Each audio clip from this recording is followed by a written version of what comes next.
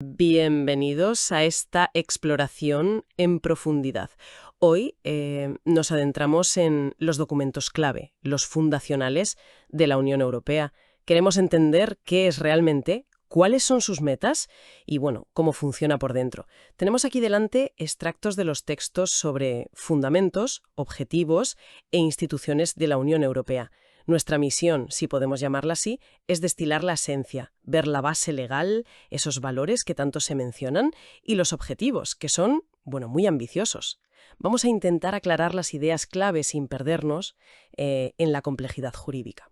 Efectivamente. Se trata de entender bien los pilares sobre los que se levanta este proyecto, que es bastante único, ¿no? Empezaremos por sus fundamentos jurídicos y luego esos valores que proclama como esenciales.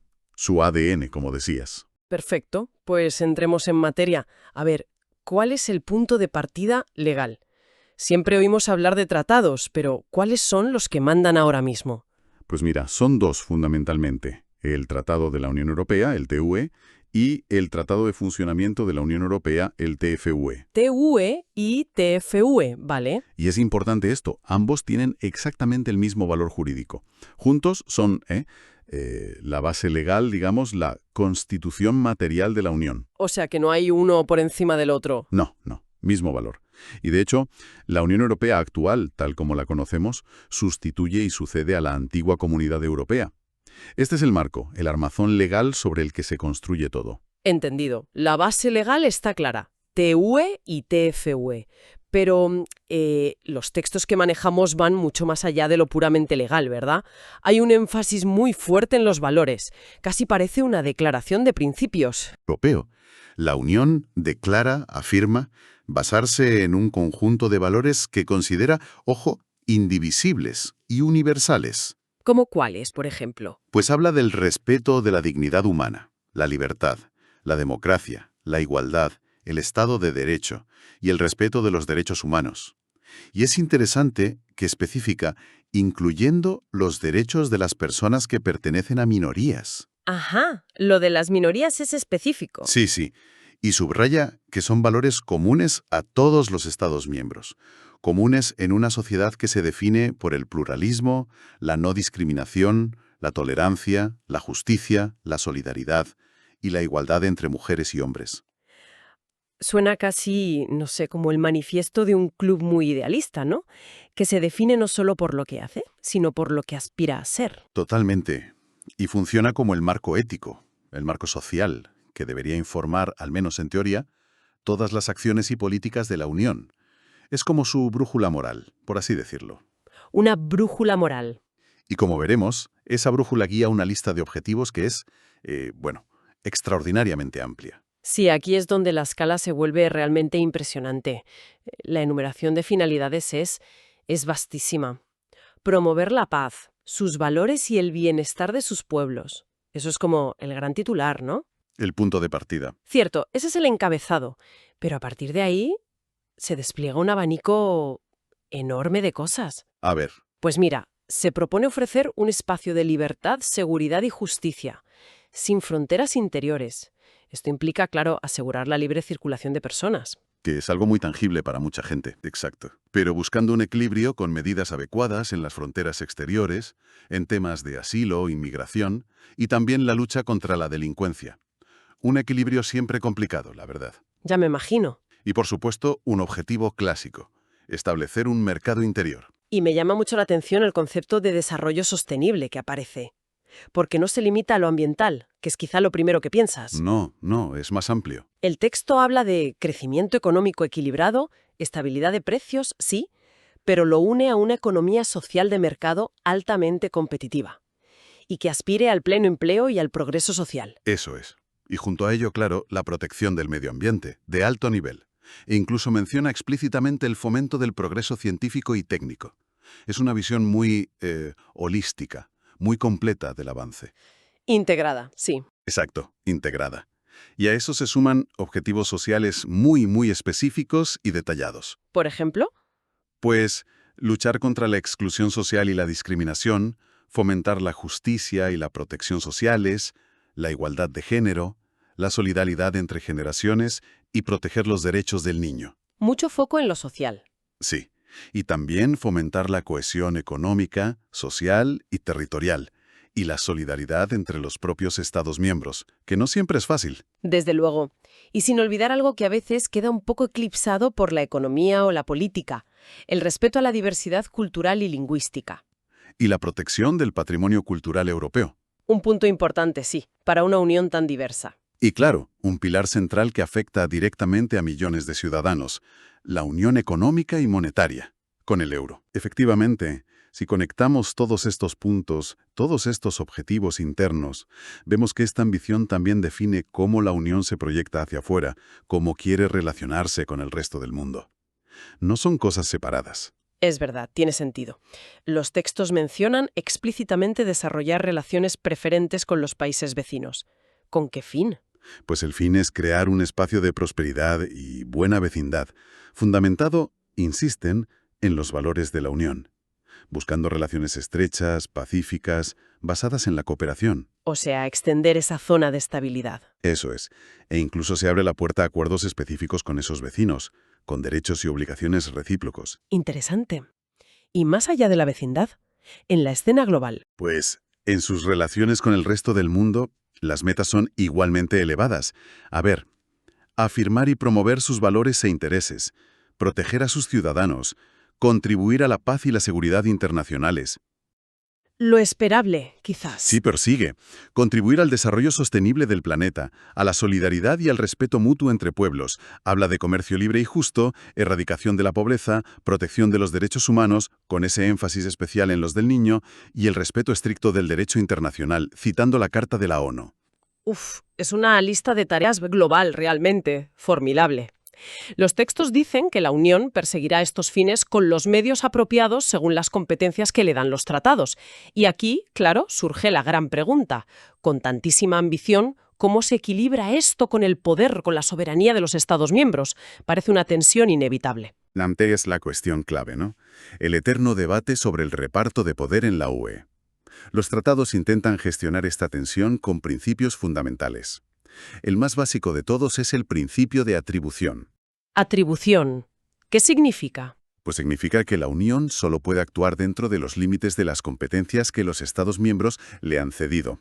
Le han atribuido expresamente los tratados, y solo para alcanzar los objetivos definidos en esos mismos tratados. O sea que no puede inventarse competencias. Exacto.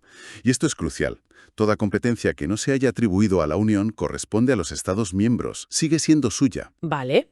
Es como si los Estados dijeran, te damos permiso para actuar aquí, aquí y aquí, pero nada más. La seguridad nacional sería un ejemplo claro de competencia que se queda en los Estados. Correctísimo. Los textos son muy explícitos en eso. La seguridad nacional sigue siendo responsabilidad exclusiva de cada Estado miembro. Punto. ¿Entendido? Y además, la Unión debe respetar la igualdad de los Estados ante los tratados, su identidad nacional, y aquí incluye la autonomía local y regional, y las funciones esenciales del Estado. ¿Cómo cuáles? Pues garantizar la integridad territorial, mantener el orden público y, como mencionabas, salvaguardar la seguridad nacional. Los Estados no desaparecen, ni mucho menos. Conservan funciones clave. Bien, ese es el principio de atribución. ¿Hay otros principios que regulen esta relación? Sí, hay otros principios que modulan esta relación. Está el principio de cooperación leal, que suena casi a norma de buena educación institucional, pero es fundamental. ¿Cooperación leal? Sí, la Unión y los Estados miembros deben respetarse y asistirse mutuamente para cumplir las misiones derivadas de los tratados. Es una obligación recíproca. Vale, como remar juntos. Algo así. Luego está el principio de subsidiariedad. Este es muy importante. Dice que, fuera de las competencias que son exclusivas de la UE, esta solo intervendrá si los objetivos de la acción no pueden ser alcanzados de manera suficiente por los Estados miembros. O sea, si los Estados no pueden hacerlo bien solos. Exacto. Ni a nivel central, ni regional, ni local. Pero sí pueden lograrse mejor a escala de la Unión. Y un detalle relevante. Los parlamentos nacionales tienen un papel específico en vigilar que se cumpla este principio. Ah, los parlamentos nacionales vigilan. Interesante control. La lógica parece ser, si un país puede hacerlo bien solo, que lo haga. Si juntos lo hacemos mejor, entonces actúa la UE. Y había un último principio clave. Sí, el principio de proporcionalidad. Este dice que el contenido y la forma de la acción de la Unión no deben exceder de lo necesario para alcanzar los objetivos de los tratados. Es decir, no pasarse de frenada. Exacto. La actuación de la UE debe ser la mínima indispensable para lograr el fin que se persigue, sin ir más allá. Tanto la subsidiariedad como la proporcionalidad, además, se rigen por un protocolo específico que detalla cómo se aplican en la práctica. Entendido. Así que estos principios funcionan como frenos y contrapesos, ¿no? Buscan asegurar que la Unión actúe solo cuando y como debe, respetando el papel de los Estados. Vale, ya hemos hablado de poder, de competencias, pero ¿qué pasa con los derechos individuales? Los derechos de las personas. ¿Cómo encajan en esta estructura? Y relacionado con esto, ¿cómo se une un país a este club? Fundamental, sí. Los derechos. La Unión reconoce los derechos y libertades y principios que están recogidos en la Carta de los Derechos Fundamentales de la Unión Europea, en su versión adaptada en 2007. La Carta de Derechos Fundamentales. Y aquí viene un punto de gran calado jurídico y político. Esta carta tiene el mismo valor jurídico que los tratados fundacionales, el TUE y el TFUE. ¡Ostras! El mismo valor que los tratados. Eso es. Eso es enormemente significativo. Sitúa la protección de los derechos individuales en el nivel más alto del derecho de la UE. No es un anexo, es parte del núcleo duro. Muy significativo, sí. Pero, y esto es crucial para entender el equilibrio de poder que comentábamos antes. Los textos aclaran muy bien que las disposiciones de la Carta no amplían las competencias de la Unión. O sea, que la Carta garantiza derechos dentro de lo que la UE ya puede hacer, pero no le da permiso para hacer más cosas. Exactamente. Protege al ciudadano frente al poder de la UE en sus ámbitos de actuación, pero no aumenta ese poder hacia nuevas áreas. Además, se prevé que la Unión se adhiera al Convenio Europeo para la Protección de los Derechos Humanos, el CDH, el del Consejo de Europa, el de Estrasburgo. Sí, el Convenio Europeo. Pero se especifica también que esta adhesión tampoco modificará las competencias de la Unión. De hecho, los derechos del CDH y los que derivan de las tradiciones constitucionales comunes de los Estados miembros ya forman parte del derecho de la Unión como principios generales. Vale, protección de derechos muy central, pero siempre dentro del marco de competencias que le han dado los Estados, queda claro. Y para los países que quieren entrar, que aspiran a ser miembros de la UE, ¿qué se les exige? Sabemos que no es fácil, que están los famosos criterios de Copenhague. Exacto. Se establecieron en Copenhague en 1993 y luego se reforzaron en Madrid en 1995. Son las condiciones indispensables, el peaje de entrada para cualquier candidato. Se agrupan en 3 grandes bloques. El primero. El primero es el criterio político. El país candidato debe tener instituciones estables que garanticen la democracia, el Estado de Derecho, el respeto de los derechos humanos y la protección de las minorías. Esto es básico. La base democrática y de derechos. Eso es. El segundo es el criterio económico. Tiene que existir una economía de mercado, que funcione, que sea viable.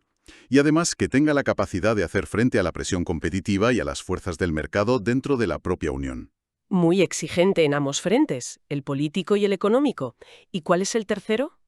El tercer criterio es la capacidad para asumir las obligaciones que implica ser miembro de la Unión. Esto es muy amplio. ¿Qué incluye exactamente? Pues incluye poder aplicar de manera efectiva todo el cuerpo normativo de la UE.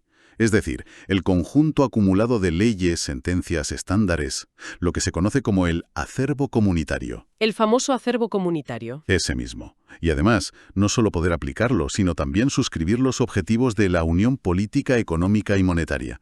Básicamente, no basta con cumplir los requisitos de entrada, hay que demostrar que se puede ser un miembro funcional y comprometido con los objetivos comunes a largo plazo. Queda claro que el listón está alto, sí. Es un club exigente. Bueno, para ir cerrando esta exploración de los fundamentos, ¿quién se encarga de llevar a la práctica todos estos objetivos, principios, valores?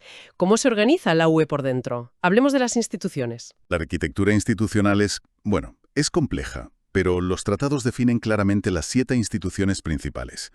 A ver, las nombro. El Parlamento Europeo. Que representa a los ciudadanos, elegido directamente. Exacto. Luego, el Consejo Europeo. Que reúne a los jefes de Estado o de gobierno, ¿no? El que da impulso político. Ese es. Marca las grandes líneas. Después, el Consejo a secas, o Consejo de la UE, que representa a los gobiernos de los Estados miembros, a los ministros. Vale. Consejo Europeo, líderes y Consejo, ministros. Correcto. Luego, la Comisión Europea. Que defiende los intereses generales de la Unión, ¿no? Y propone leyes. Efectivamente, tiene ese papel clave de iniciativa y de guardiana de los tratados. Continúo. El Tribunal de Justicia de la Unión Europea. El TJUE, que garantiza que se cumpla la ley europea. Eso es. El Banco Central Europeo, el BCE. Finanzas, el dinero de la UE. Exacto, el auditor externo. Esas son las 7 instituciones principales. Y los textos recalcan que todas ellas deben mantener una cooperación leal entre sí. Esas son las 7 grandes, pero la maquinaria de la UE es más amplia, ¿verdad? Hay toda una red de organismos, de agencias que apoyan o realizan tareas más específicas. Sí, por supuesto. Existe un verdadero ecosistema institucional alrededor de esas 7. Por ejemplo, está el Servicio Europeo de Acción Exterior, el SAEE, que apoya al alto representante en política exterior y de seguridad. La diplomacia europea, digamos. Algo así. Luego hay órganos consultivos muy importantes. El Comité Económico y Social Europeo, el CESE, que da voz a la sociedad civil organizada. Empresarios, sindicatos, otros grupos de interés. La sociedad civil. Y el Comité de las Regiones, CDR, que representa a los entes regionales y locales. Las regiones y ciudades. Exacto. También está el Banco Europeo de Inversiones, el BEI, que financia proyectos de interés europeo, el Defensor del Pueblo Europeo, que investiga reclamaciones sobre mala administración de las instituciones u órganos de la UE, El Defensor del Pueblo. y el Supervisor Europeo de Protección de Datos, para velar por la privacidad. Y a esto súmale una constelación de oficinas, como la de publicaciones o la de selección de personal, la EPSO, y muchísimas agencias descentralizadas, con tareas técnicas o científicas muy específicas en distintos ámbitos. Es interesante que los textos que manejamos destaquen específicamente al Comité Económico y Social y al Comité de las Regiones. Mencionan su sede en Bruselas, su composición, unos 329 miembros cada uno, con 21 de España, y su función consultiva para el Parlamento, el Consejo y la Comisión. Parece que se quiere subrayar su papel como puente, ¿no? Sí, como puente con la sociedad civil, organizada y con los territorios. Exactamente. Son voces importantes en el proceso legislativo, aunque sean consultivas. Bien, pues yo creo que hemos cubierto bastante terreno. Hagamos una recapitulación rápida de este análisis de los textos fundacionales. Hemos visto que la Unión Europea se define por sus tratados, claro, pero también, y de forma muy importante, por un conjunto claro y ambicioso de valores democráticos y humanistas. Valores que proclama como propios y comunes. Sí, y hemos visto que sus objetivos son, bueno, increíblemente amplios. Van desde la paz y la seguridad hasta la prosperidad económica, la justicia social, la protección ambiental y la proyección de sus valores en el mundo. Y hemos desgranado cómo opera, o cómo se supone que debe operar, bajo principios clave como el de atribución de competencias, la UE solo hace lo que le permiten los tratados, el de subsidiariedad, actúa solo si es mejor que lo hagan los Estados, y el de proporcionalidad, sin pasarse de lo necesario. Principios que intentan gestionar ese equilibrio, que es a menudo complejo y tenso, entre la acción conjunta, que es necesaria para lograr los objetivos, y el respeto a la soberanía, a la identidad nacional y a las responsabilidades propias de los Estados miembros. Y que para entrar, la adhesión, hay criterios estrictos, y su funcionamiento se apoya en esa estructura institucional compleja con roles definidos. Eso es. Y un punto crucial que hemos resaltado varias veces, todo esto reconociendo la Carta de Derechos Fundamentales con el mismo valor jurídico que los tratados, anclando firmemente la protección de los derechos en el núcleo del proyecto. Exacto. Quizá, para dejar una reflexión final, algo que emerge de estos textos fundacionales cuando los miras con la perspectiva de hoy. A ver.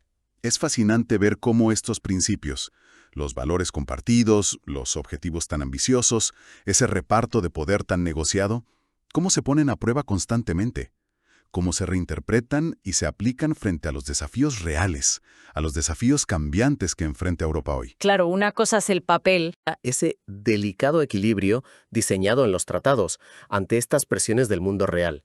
Ahí es donde la teoría choca a veces de forma bastante abrupta con la realidad, y esa tensión es constante. Una pregunta fundamental, sin duda. ¿Cómo se aplica todo esto en el día a día frente a los problemas reales? Algo para seguir observando y comprendiendo la Unión Europea. Gracias por acompañarnos en este análisis detallado de sus fundamentos.